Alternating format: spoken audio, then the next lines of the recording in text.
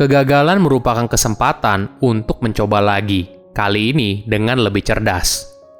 Halo semuanya, nama saya Michael, selamat datang di channel saya, Sikutu Buku. Kali ini saya akan bahas kisah inspiratif dari Henry Ford. Dia merupakan ikon dari legenda pengusaha di Amerika Serikat dan pendiri dari perusahaan otomotif Ford Motor Company.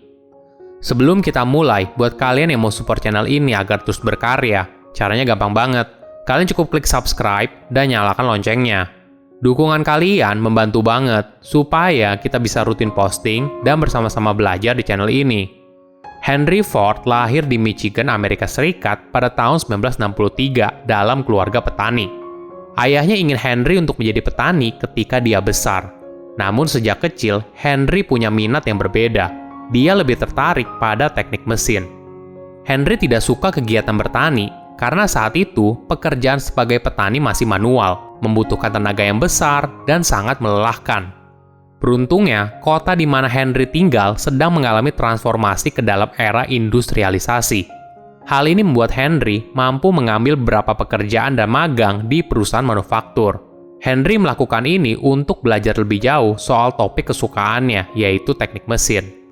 Saat kecil, ada dua peristiwa penting yang mendorong kecintaan Henry terhadap teknik mesin.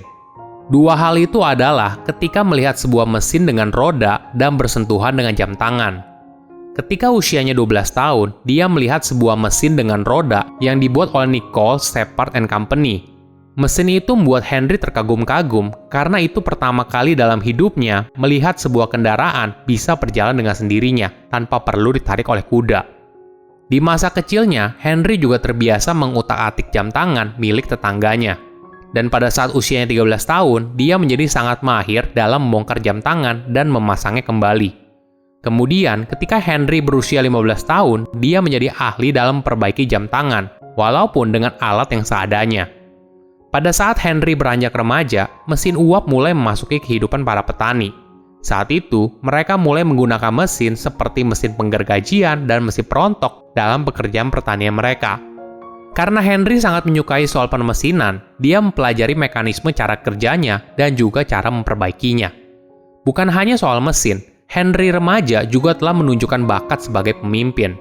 Dia saat itu mengajak beberapa anak laki-laki di sana untuk membangun kincir air dan mesin uap secara sederhana. Henry yang penuh dengan kecintaan terhadap teknik mesin, kemampuan kepemimpinan, dan dorongan semangat untuk belajar terus-menerus menjadi dasar kesuksesan karirnya di masa depan. Pada tahun 1876, ibunya meninggal dunia.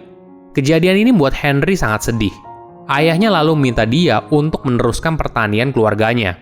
Dia pun menolak dan tidak punya ketertarikan sama sekali pada dunia pertanian. Kemudian, saat tahun 1879, Henry meninggalkan sekolah dan rumah untuk pergi ke Detroit mencari pekerjaan. Di sana, dia melamar menjadi pegawai magang di Michigan Car Company, sebuah perusahaan manufaktur yang memproduksi mesin gerbong kereta api. Bertahun-tahun kemudian, Henry menjalani berbagai pekerjaan yang sama di perusahaan yang berbeda, ketika dia merasa kalau ada hal baru yang bisa dipelajari dari perusahaan lain. Pada tahun 1882, Henry kembali pulang ke kota halamannya. Di sana, dia mengoperasikan dan memperbaiki mesin uap milik para petani, dan terkadang bekerja untuk pabrik di Detroit. Berkat keterampilannya, Henry direkrut untuk menjadi insinyur shift malam di Edison Electric Illuminating Company pada tahun 1891. Tidak lama kemudian, dia juga mendapatkan promosi jabatan dan menjadi kepala insinyur. Sambil bekerja, Henry mengerjakan proyek sampingan, yaitu pembuatan mobil. Ini merupakan passion terpendam dari Henry. Dia merupakan salah satu dari banyak orang yang bekerja di lumbung padi dan toko-toko kecil di seluruh negeri yang mencoba membuat kereta orang tanpa kuda. Dibantu oleh sekelompok teman, eksperimennya berhasil mencapai puncaknya pada tahun 1896. Hal ini ditandai dengan selesainya sebuah kendaraan bernama quadricycle. Itu merupakan kendaraan bermotor yang memiliki 4 roda dengan kekuatan dan kecepatan yang lebih rendah daripada mobil kecil konvensional. Begitu Henry berhasil membuat quadricycle, dia lalu berusaha mencari dana untuk mengembangkannya. Akan tetapi, modal sangat sulit diperoleh karena saat itu belum ada standar model bisnis untuk industri otomotif. Henry lalu meyakinkan William H. Murphy, seorang pengusaha di Detroit, untuk mendukung produksi mobilnya. Akhirnya, mereka mendirikan The Detroit Automobile Company. William terkesima atas kendaraan yang dibuat oleh Henry dan percaya kalau masa depan adalah kendaraan dengan bahan bakar minyak. Namun pada tahun 1901, Murphy dan para pemegang saham menjadi resah. Henry ingin menciptakan desain mobil yang sempurna, tetapi pemegang saham tidak puas karena melihat tidak ada perkembangan yang signifikan. Produk yang dijual memiliki kualitas yang lebih buruk daripada para pesaing, dan harga yang lebih mahal dari perkiraan awal Henry. Tidak lama kemudian, mereka memutuskan untuk membubarkan perusahaan tersebut. Kegagalan ini membuat Henry berpikir ulang tentang bisnisnya. Dia lalu berusaha untuk meyakinkan Murphy untuk memberinya kesempatan kedua. Ini merupakan kejadian langka di awal abad ke-20. Meskipun begitu, perusahaan patungan mereka yaitu Henry Ford Company sudah tersandung di awal. Henry merasa Murphy terlalu menekannya untuk segera mempersiapkan mobil untuk diproduksi dan menetapkan ekspektasi yang tidak realistis sejak awal. Tak lama setelah Murphy merekrut manajer dari luar untuk mengawasi kinerja Henry, dia pun keluar dari perusahaan tersebut. Dua kegagalan ini tidak membuat Henry menyerah atas mimpinya untuk mengembangkan industri otomotif. Dia lalu berhasil menjalin kerjasama dengan Alexander Y. Malcolmson, seorang pengusaha batu bara. Alexander punya kepribadian yang mirip dengan Henry. Dia juga punya keberanian dalam mengambil resiko. Selain itu, dia memberikan Henry kebebasan penuh untuk menjalankan bisnisnya. Kali ini, Henry memutuskan untuk membuat kendaraan bagi masyarakat umum, tidak lagi membuat kendaraan yang mahal. Pada masa itu, kendaraan merupakan barang mewah dan dianggap sebagai sebuah simbol kekayaan dan diproduksi dalam jumlah yang sangat terbatas. Henry ingin mengubah semua kenyataan ini dan akhirnya pada tahun 1903, Ford Motor Company didirikan saat dia berusia 39 tahun. Kemudian pada tahun 1908, Model T pertama yang merupakan mobil dari Henry pertama kali keluar dari jalur perakitan dan merevolusi transportasi selamanya. Jalur perakitan mobil menjadi identik dengan Henry dan kejeniusannya. Model T adalah mobil pertama yang terjangkau untuk pasar umum dan terjual sangat banyak. Butuh 7 tahun bagi Henry untuk menjual Model T hingga menyentuh 1 juta mobil.